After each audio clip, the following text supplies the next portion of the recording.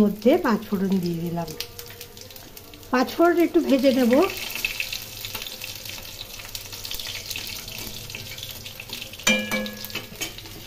এই তেলের মধ্যে জিরে, ধনে, লঙ্কা, আদা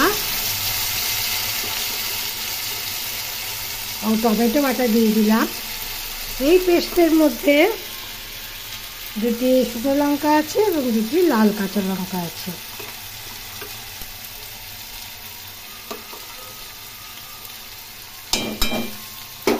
এর মধ্যে স্বাদ মতো লবণ দিলাম ও পরিমাণ মতো হলুদ দিলাম। এখানে লঙ্কা গুঁড়ো আমি আলাদা করে দেব না, যেহেতু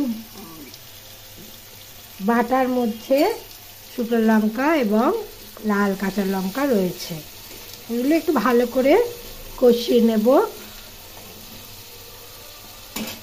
এদিকে আমি কালবাউস মাছ তিনটেও ভেজে নিয়েছি।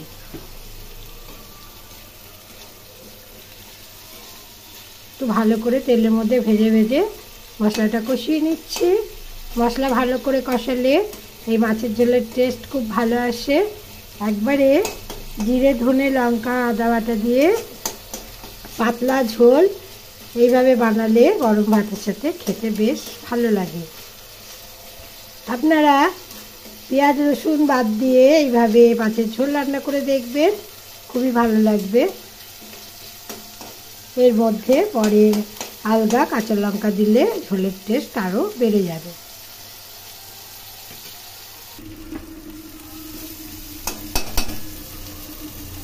জিরের কাঁচা গন্ধ চলে গেছে। এখন এর মধ্যে আমি জল দিয়ে দেবো।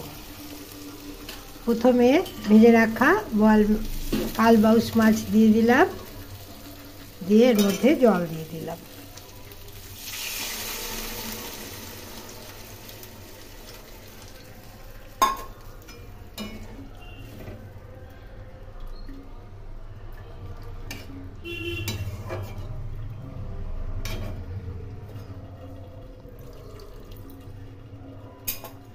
এইভাবে পাতলা ঝোল আপনারা রান্না করে দেখবেন। এই পাতলা ঝোল গরম ভাতের সাথে খেতে খুব ভালো লাগবে। এছাড়া এটি পুষ্টিকর এবং সহজপাচ্য।